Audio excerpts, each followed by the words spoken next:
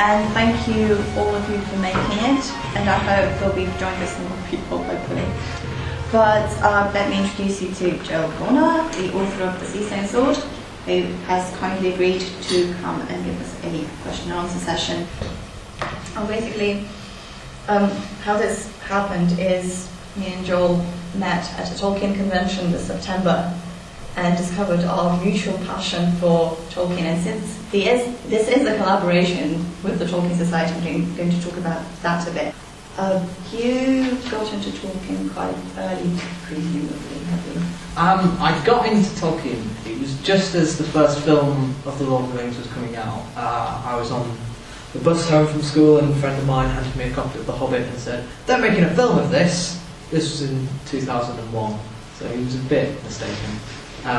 So he handed me a copy of The Hobbit. I was about halfway through it when I went to see The Fellowship of the Ring, after which I immediately went and finished reading The Hobbit and tried to find copies of The Lord of the Rings. Eventually I got one from the school library and read the entirety of The Lord of the Rings in a weekend, which was quite a feat. I'm dyslexic and was in a special needs class at the time at school.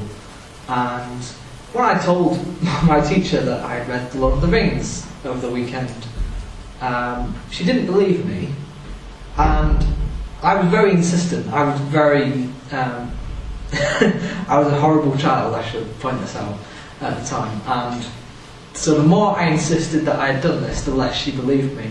And I very nearly got a detention for insisting that I had read The Lord of the Rings in a weekend. But I did that. And later obviously went into the Silmarillion and Unfinished Tales and the History of Middle-earth. I got very excited when I finally got hold of the index to the History of Middle-earth, because I remember spending about 6 months trying to get hold of it.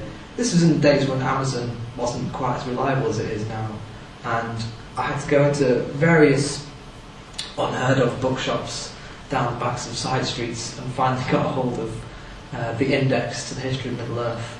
And the baffled looks on people's faces when I tell them how excited I was when I got the index to the History of Middle-earth still amuses me to this day, so I insist on telling this anecdote. So yeah, I have been into Tolkien for a while. Does that answer your question? It does. So presumably you've worked through all of the 12 volumes. Well, the History of Middle-earth is not really something you sit down and read cover to cover, I found. I did try that with the books of Lost Tales 1 and 2.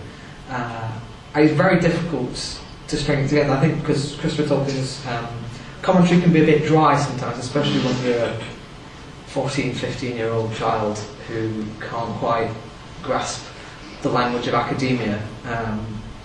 So it took a while to get through a lot of it, which is why I really enjoyed the index, because the index is so useful when you want to look up a certain topic. Sorry, I sound like I'm being evangelical for the index to the History of Middle-earth. Well, you've sold it to me. Yeah. So everybody go out and buy the index to the History of Middle-earth. Or come to me, I think I own a copy. I will lend it to you. Yeah. So were you inspired to write? Yeah, I'm obviously. It's the curious thing is, I never felt like I wanted to write when I was reading Lord of the Rings and The Hobbit, but the Silmarillion was what made me want to write. I think that was down to the fact that I'd been telling stories and making up games about these little dinosaur characters that my younger brothers had. They had these toy dinosaurs and bears and dragons and penguins and all these different characters, and we used to tell stories about them, and we made maps and we made this whole world of family trees and all these complex geopolitical interactions between the different species. And over the years, we've been slowly building this as a sort of game that we, among siblings, played. And when I was reading the Silmarillion, there's what really hammered home to me that this is a world that Tolkien created. It was this mythology that had been meticulously pieced together over a very long period of time. And reading the letters and reading Tolkien's biography, you got this great sense of this was born out of his own life, that he was telling it to his children, about The Hobbit and Lord of the Rings, and some of his other minor works, and how Middle-earth sort of grew out of that as something that was originally a family affair that became this living world, as it were.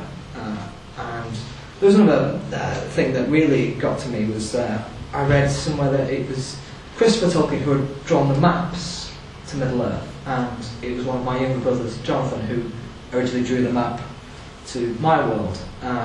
And for some reason that clicked something in me that I should do something with this. So yeah, after many years of, I think like it was a slow thing. It wasn't a sort of conscious, I'm being inspired by Tolkien to do this, but it was very much, the more I read of the history of Middle-earth, the Silmarillion, the more I felt like it's something that was possible. I think it hadn't really occurred to me before that someone could come up with a mythology and a world and populate it with stories and characters. For some reason my little brain hadn't quite twigged that. So when I was reading about Tolkien and how he started his world, it brought it home. It flared in my brain as, you know, something I could do, or something I wanted to try to do. It was the day I finished my GCSEs that I came home from school and started writing the first story that was set in this world. It's set some time in the future beyond this, and was originally called The Dinosaur Prince. It focused on the dinosaurs, as the title suggests, and over the course of about 5 or 6 years ended up being about 200,000 words long, which is long. And quite understandably, publishers were just not interested. So eventually I wrote this shorter thing. I think perhaps reading The Lord of the Rings, you get used to this idea of, I can write something that's 1,000,000 pages long and will be used as a doorstop.